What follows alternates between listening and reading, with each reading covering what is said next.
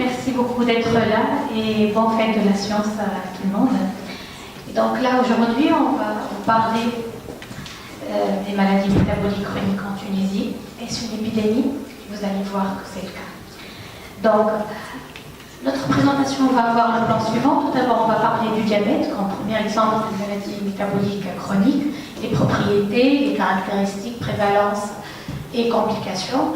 Le syndrome métabolique comme une deuxième maladie, aussi importante en Tunisie et dans le monde aussi, et nos projets, comment on est impliqué et engagé dans l'étude de ces maladies, et le MODI. Donc je céderai la parole à Hamza, étudiant en thèse qui travaille sur le projet MODI, qui va vous donner plus de détails sur ce projet, et je finirai par nos perspectives.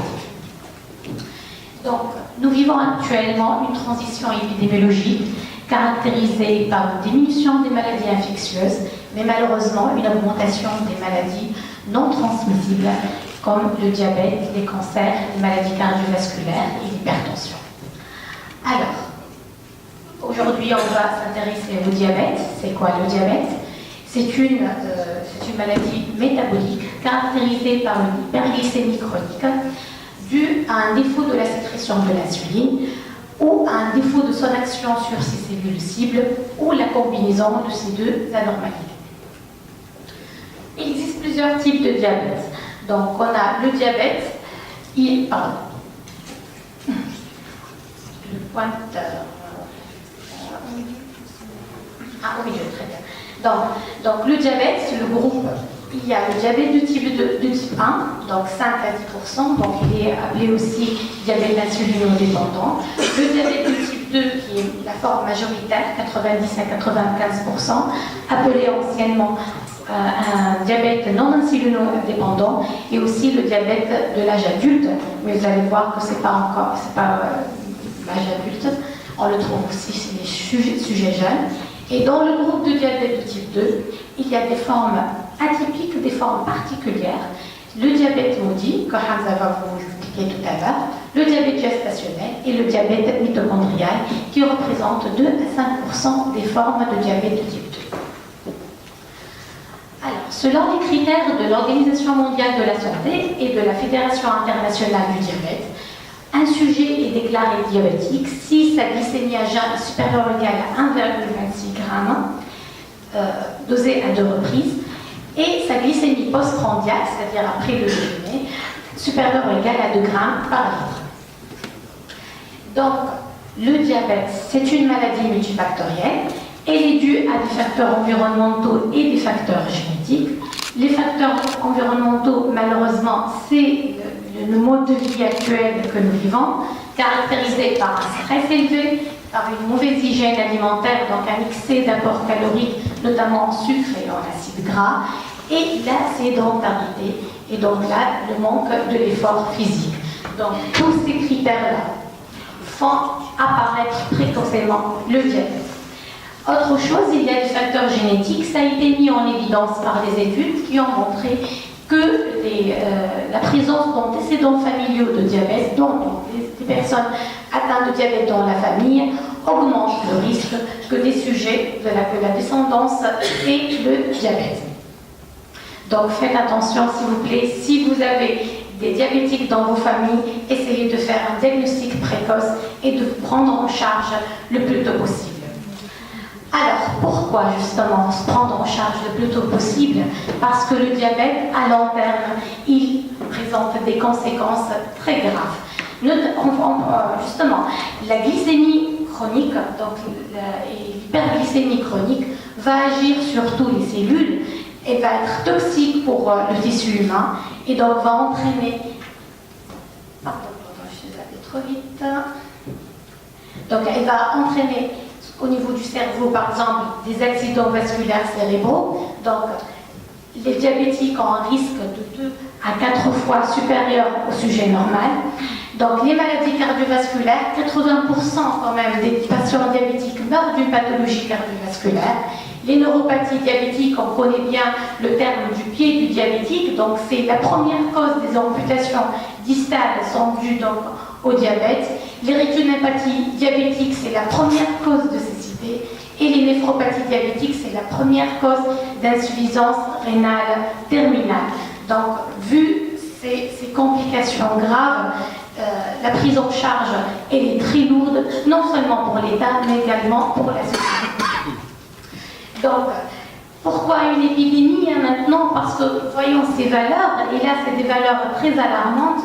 Quand on voit dans le monde en 2015 415 millions de diabétiques, et que l'OMS et l'IDF, donc la Fédération internationale du diabète, prévoit qu'en 2040, on va avoir plus de 600 millions de diabétiques. Actuellement, on est dans les 570 millions de diabétiques dans le monde. Si on regarde dans notre région, en Afrique du Nord et le Proche-Orient, donc on est à 35,4 millions en 2015 et ça va monter jusqu'à 72 millions de diabétiques. Donc on est dans une pandémie, donc une épidémie à l'échelle mondiale et c'est très important de s'engager contre ce fléau, contre ce problème de santé publique et de faire surtout de la prévention. Donc, si on parle de décès, donc, heureusement que cette présentation est venue après la pause café, sinon personne n'aura touché au buffet. Alors, dans le monde, plus de 5,1 millions de décès par an sont dus au diabète. Si on fait des simulations, donc c'est soit 14 000 morts par jour, soit un mort toutes les 7 secondes dû au diabète. Donc, on va garder ces chiffres-là et on va essayer, demain, c'est la journée mondiale du diabète. Et on va essayer de mettre des chiffres et des choses sur les sites afin d'alerter les gens sur ce problème. Alors, en Tunisie, malheureusement, la prévalence, elle ne cesse d'augmenter. Si on voit les valeurs en 1997, qui étaient de 2,3%, 2007, ça grimpe à 9%, 2016, 12,2%, et les valeurs les plus récentes, d'après l'Institut de nutrition, on a plus de 15% de diabétiques actuellement en Tunisie. Pour les décès, donc le diabète, il représente 5% du total de décès en Tunisie. Donc 49% c'est les maladies cardiovasculaires, mais c'est indirectement une conséquence du diabète. Donc on voit bien que le taux le plus important de décès, c'est dû au diabète et à ses conséquences. Alors, parlons d'une deuxième maladie métabolique aussi chronique, qui est aussi importante que le diabète, mais voire plus grave, c'est le syndrome métabolique. Pourquoi c'est plus grave? Parce que le syndrome métabolique, c'est l'association chez un même sujet de plusieurs anormalités métaboliques. Il n'y a pas que l'hyperglycémie. On va voir l'hyperglycémie avec l'hypertension, avec la dyslipidémie, avec l'obésité abdominale et avec la résistance à l'insuline. Imaginez toutes ces anormalités chez un même sujet et toutes les complications qu'ils peuvent avoir derrière. Alors, syndrome métabolique comme le diabète, une maladie multifactorielle, donc ce sont des maladies très complexes pour les cerner et pour les appréhender, vu la présence de ces composantes, une composante environnementale et une composante génétique. Mais on peut retarder la composante génétique, même si elle existe, on peut la retarder en adoptant un mode de vie sain. Donc prière, nutrition et bougez s'il vous plaît, brûlez vos calories, c'est les premiers et les meilleurs remèdes contre ces maladies, même si vous ayez des variants génétiques qui vous prédisposent à ces maladies. Vous allez le retarder le maximum. Donc, pour la composante environnementale, on le voit bien, donc tout ce qui est fast-food et tout ce qui est sédentarité, le tabagisme aussi, l'alcool, ce sont des facteurs de risque. Et la composante génétique, ça a été aussi observé quand on a des antécédents d'hypertension, de diabète, d'hyperglycémie, hypercholestérolémie, donc on a plus de risques que les autres à développer le syndrome métabolique. Alors, les complications du syndrome métabolique sont encore plus graves parce que non seulement ça touche le cœur, donc les maladies cardiovasculaires, le syndrome métabolique avec l'obésité, et notamment l'obésité abdominale, va prédisposer au diabète. On a les maladies du rein, les maladies du foie. Chez les femmes, on a l'ovaire polycystique et donc tous les problèmes de stérilité qui sont derrière. Les problèmes de démence, donc Alzheimer et Parkinson aussi, peuvent être des conséquences du syndrome métabolique et de tout ce dérèglement métabolique. et aussi le cancer. Donc, voilà, vous voyez toute l'image, donc vous savez ce qu'il faut faire maintenant. Alors, la prévalence en Tunisie, tenez-vous bien, on est à 30%.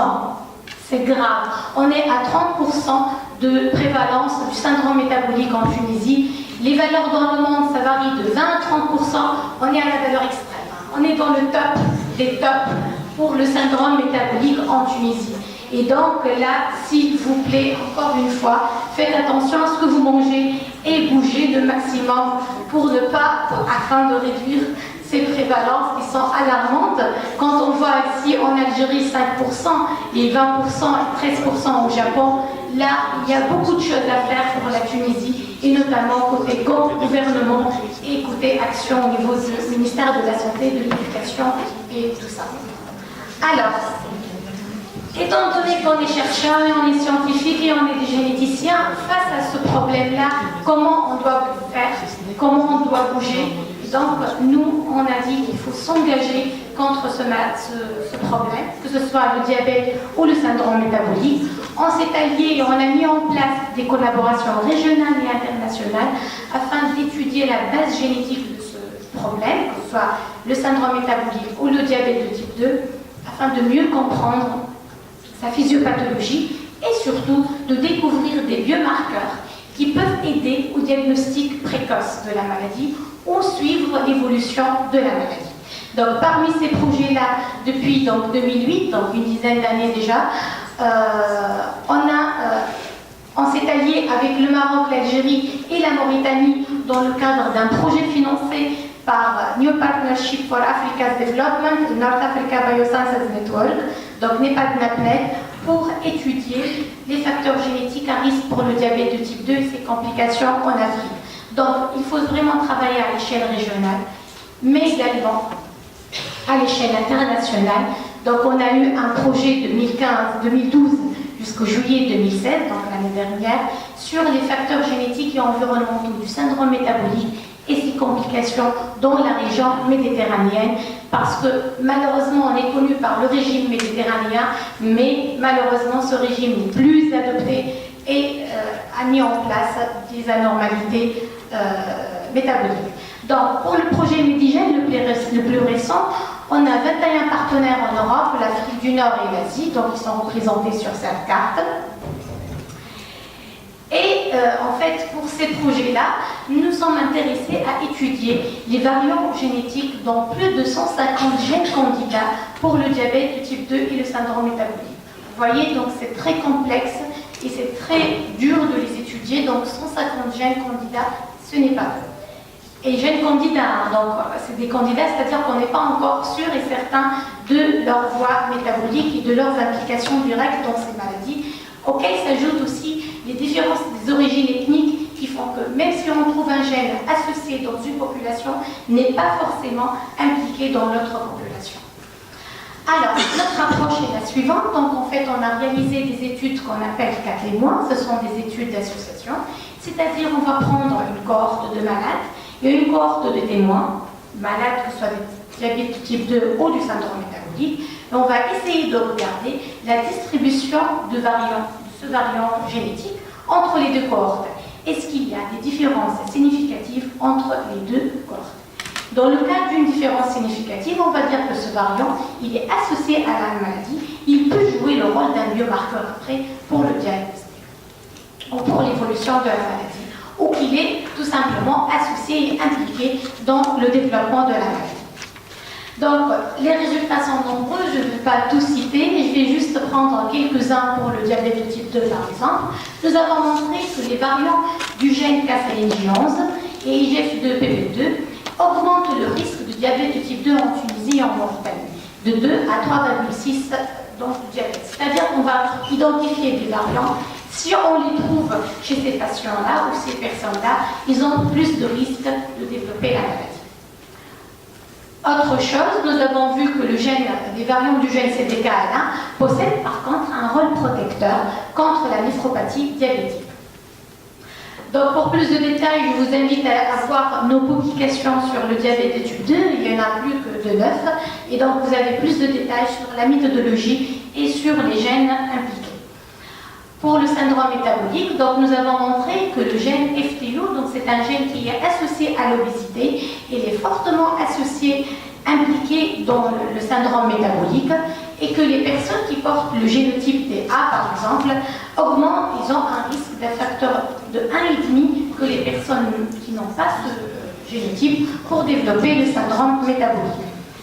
Pareil, l'haplotype GCA, il est associé au risque élevé de développer un syndrome métabolique. Donc, si une personne porte pour ces variants-là l'haplotype GCA, il a un risque de 4 fois de développer le syndrome métabolique. Donc, c'est un exemple de ce qu'on peut avoir comme variants et comment on peut les utiliser comme des biomarqueurs pour les mettre en place pour le diagnostic.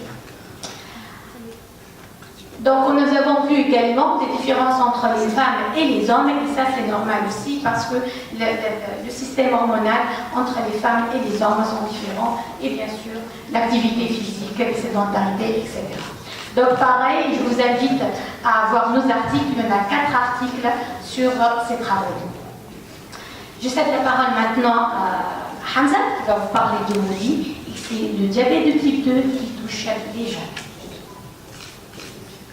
Encore, si les anticorps pancréatiques sont absents, cela permet de distinguer les patients potentiellement maudits de ceux du diabète de type 1. Maintenant, je vais présenter le calculateur prédictif de la probabilité de maudit. En effet, dans le slide précédent, l'ensemble des critères, c'est-à-dire présence ou absence de quelques signes cliniques de maudit, permettent à un certain degré de diagnostiquer un diabète de type maudit. Mais plusieurs cas demeurent non classés, non reconnus ou mal classés. Ainsi, en 2011, une étude anglaise a proposé un calculateur prédictif de probabilité de maudit qui se base sur un modèle statistique de régression logistique. Ce modèle utilise quelques paramètres tels que l'âge de diagnostic, le traitement actuel du patient ainsi que l'indice de masse corporelle pour calculer une probabilité que ce patient est potentiellement maudit. Il est intéressant de noter que ce calculateur a été conçu sur la base d'une population européenne de moins de 35 ans et qu'il est surtout utilisé pour la sélection des patients pour le test génétique. En effet, ce dernier est le seul moyen pour la confirmation d'un diagnostic exact de maudit. Passons maintenant à la situation en Tunisie. Il s'agit d'un terrain quasi vierge. En effet, une seule étude a été réalisée en 2012 pour la recherche des mutations dans seulement 6 gènes de maudit chez 12 patients tunisiens atteints de diabète familial. Cette étude a abouti à l'identification d'une seule mutation dans un gène responsable de la première sous-classe de maudit chez un seul patient tunisien. Ainsi, pour faire face à ce manque de données de maudit et pour remédier à son problème de diagnostic par les cliniciens, un projet collaboratif interne à l'Institut Pasteur de Tunis a démarré en début 2016. Il porte le nom d'études épidémiologiques et génétiques des formes atypiques du diabète en Tunisie, en particulier le maudit, dont le coordinateur principal est Dr. Linkevi. Il s'agit en fait d'une étude pluridisciplinaire qui implique plusieurs partenaires de l'Institut de nutrition du Tunis ainsi que des laboratoires de biochimie et d'immunologie clinique à l'Institut Pasteur du Tunis, ainsi que des collaborateurs étrangers pour l'application des techniques de séquençage de haut débit, le NGS, sur des patients tunisiens cliniquement potentiels de maudit. Ainsi, ce projet fait intervenir des référents en statistique et en bioinformatique pour l'analyse des données. Pour ce qui est objectif du projet, son objectif principal est l'amélioration du diagnostic de diabète de type maudit en Tunisie, que ce soit en diagnostic clinique, par la mise en place d'un calculateur prédictif adapté à la population tunisienne, ou bien un diagnostic moléculaire par l'application des techniques NGS et la connaissance du spectre mutationnel des patients maudits tunisiens. Pour cela, nous commençons par la collecte des données toutes sortes de données cliniques et généalogiques des patients. Oui, nous procédons à une sélection des patients pour investigation moléculaire par des techniques de haut débit NGS, suivie par une analyse bioinformatique des résultats pour l'identification de la mutation causale qui peut être responsable du phénotype de Moody chez le patient. Ensuite vient l'intégration de toutes les données, que ce soit génétique et clinique, pour la mise en place et la validation d'un calculateur prédictif qui soit adapté à la population tunisienne. Enfin, l'identification de la mutation causale chez un patient Moody permet de la détermination de la sous-classe, ce qui, à son tour, permet de prescrire, dans certains cas, de traitement adéquat qui soit différent de l'insuline. Et ceci aura un impact important dans l'amélioration de la qualité de vie des patients diabétiques, tant c'est grave de subir des injections d'insuline 3 fois par jour, surtout pour ceux mal placés en tant que diabétiques de type 1. Et voilà. Merci Hamza. Donc, le projet Moody, c'est un projet important, notamment comme il a dit Hamza, c'est un terrain vierge, il y avait une seule étude, et donc le problème c'est que souvent les patients sont confondus, on n'arrive pas à les classer, et devant le problème de classification, on n'arrive pas à leur traiter, leur prescrire le traitement le plus adéquat. Donc un simple régime alimentaire et de l'effort physique peut corriger un type particulier de Moody, alors que souvent les cliniciens leur injectent directement de l'insuline. Juste pour finir maintenant, donc, je fais un peu de la pub au nouveau projet, donc il va commencer Inch'Allah en janvier 2018. Donc c'est un projet ACIP sur l'identification de ACIP, c'est-à-dire c'est un projet financé par le réseau des Instituts Pasteur. Et donc c'est l'identification de biomarqueurs pour le diabète de type 2 à travers des investigations pluridisciplinaires. Cette fois-ci, on ne va pas faire uniquement de la génétique et de la biochimie, on va inclure aussi le stress oxydant et la flore intestinale, donc le microbiote intestinal qui est vraiment important. Et je vous remercie pour votre attention. Pour plus d'informations,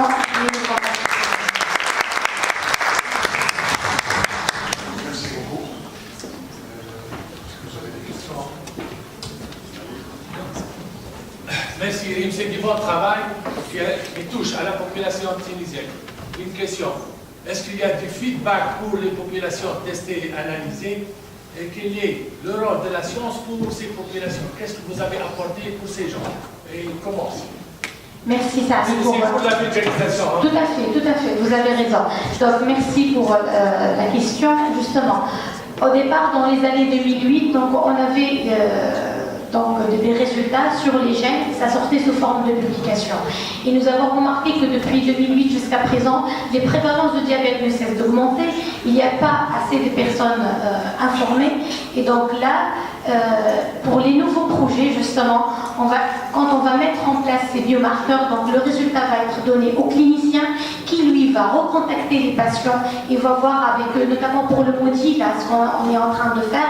Comme le Moody n'est pas classé, donc on essaye de voir si on a les mutations qui classent le Moody, le clinicien, certainement, il va orienter le traitement du patient. Pour le diabète de type 2, avec le nouveau projet, là, c'est vraiment, le microbiote va être espérant inclus dans le diagnostic, donc on va plus faire uniquement ce qu'on espère de faire.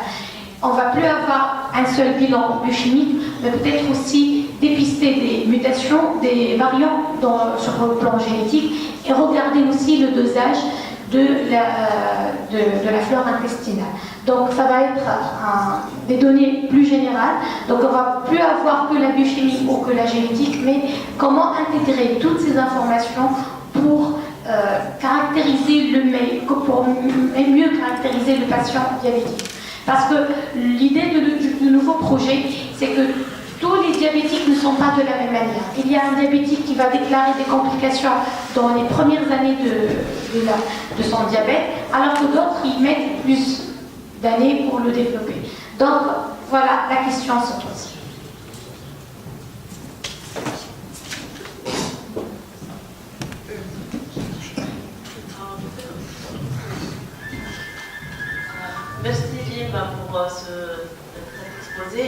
parcours.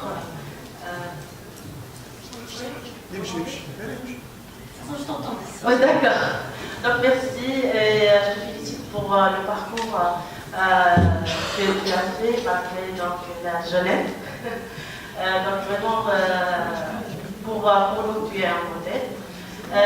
Sinon donc j'ai une question. Là tu as donné donc la valeur de 5% pour la prévalence du diabète en Algérie. Ma question est-ce que parce que vraiment par rapport à la Tunisie on est à 30%.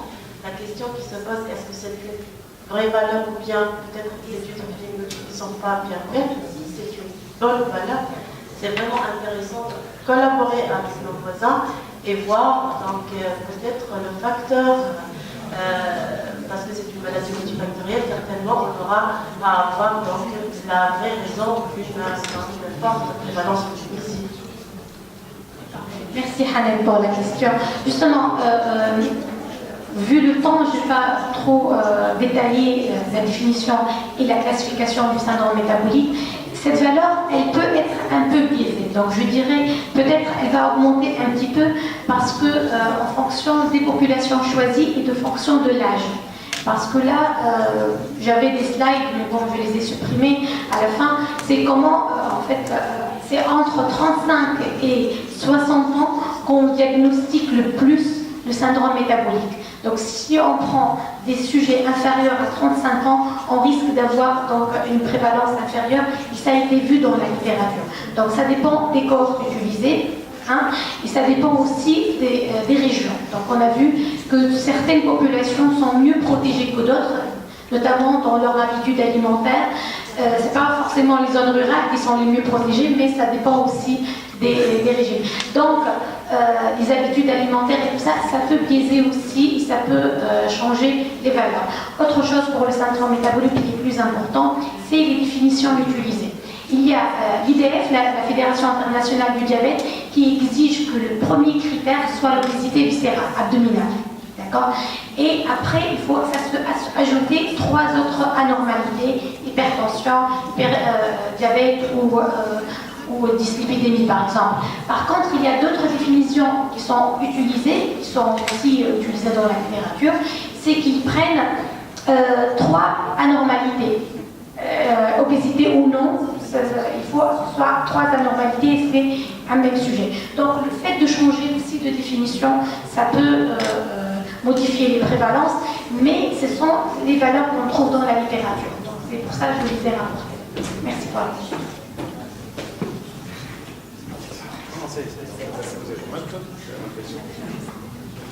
La question.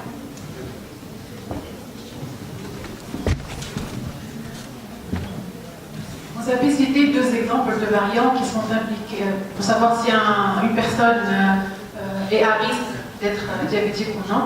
Donc c'est confirmé, ce sont 2 variants, c'est confirmé, ce pas les 2 candidats. Donc aujourd'hui, si je veux savoir si j'ai le risque d'être diabétique, je peux par exemple m'adresser à votre laboratoire pour analyser mon génome pour savoir ça. En fait, c'est ce qu'on cherche de le mettre en place, d'accord? Donc ça, c'était au niveau des projets, c'était les outputs, en fait, c'était les résultats directs de projets qui ont été publiés et validés, donc c'est bon. Ce qui reste maintenant, c'est comment mettre en place ces tests avec l'Institut de nutrition, par exemple, ou avec les laboratoires d'analyse, comment on va mettre ce test génétique pour... donc, on est en train de travailler sur ça. Et donc, j'entends la question de Sergi tout à l'heure, c'est ça le retour à la société après et aux patients. Si on va trouver notamment le FTO, le gène, on l'a trouvé fortement associé avec la population tunisienne. Et donc, si le variant il prédispose jusqu'à 4 fois, donc c'est vraiment un facteur à haut risque. Et donc, le génotypé chez les personnes peut aussi aider. Mais je vous dis vraiment, même si les personnes s'avèrent porteurs de ces variants-là, le régime alimentaire et le mode de vie peut retarder le maximum l'apparition de la maladie. Donc il ne faut pas avoir peur de disant c'est un peu comme les autres maladies à prédisposition génétique. Donc c'est le régime alimentaire et la qualité de vie qui peuvent conditionner l'apparition de la maladie. Voilà. Merci. Vous avez bien spécifié que c'est une épidémie dans notre pays. Effectivement, moi, dans le registre hyperplatique, je remarque l'augmentation alarmante du nombre de diabétiques. Et on sait que la prise en charge de ces malades coûte beaucoup trop cher au pays et à la CNAM notamment, qui n'arrive même pas, parce que justement, comme vous avez suggéré, le diagnostic précoce va vraiment diminuer énormément la prise en charge et le coût de la prise en charge de ces malades. Maintenant, une question spécifique. Vous avez montré qu'il y a des gènes, franchement, que je trouve assez nouveaux pour moi. Et vous n'avez pas évoqué les fameux DR3, DR4 au niveau de HLA, qui ont été toujours associés, par exemple, au diabète type 1, on va dire. Quels sont ces marqueurs, justement, de diagnostic précoce, qui vont être, on va dire, du point de vue pratique, qui sont vraiment bons pour pouvoir dépister, parce que le seul test, comme vous savez, pour le dépistage du diabète latent, c'est la fameuse hyperglycémie provoquée qui n'est même plus pratiquée, à part pour les femmes enceintes, la GPO 75. Donc, quel est vraiment le marqueur qui va être, du point de vue pratique, utilisé pour dépister précocement ces malades? Merci pour la question, merci pour votre retour d'expérience en tant que professionnel de la santé. Donc là, c'est vrai que il y a le système HLA, et nous on s'intéresse donc aux variants génétiques. Comme c'est une maladie qui est très complexe, il y a plusieurs gènes qui peuvent être impliqués. Comme j'ai répondu tout à l'heure à la question, c'est ce qu'on essaye de mettre en place. Parce qu'on a vu même pour le syndrome métabolique des différences entre les populations du nord et les populations du sud de la Tunisie. Donc il y a des variants qui peuvent intéresser une région de la Tunisie et non pas une autre. Donc on a publié beaucoup de résultats. La question qui reste maintenant, comment adapter ces résultats et comment les concrétiser dans la société et dans la pratique courante, notamment pour le dépistage précoce. Mais on va y arriver, Inch'Allah.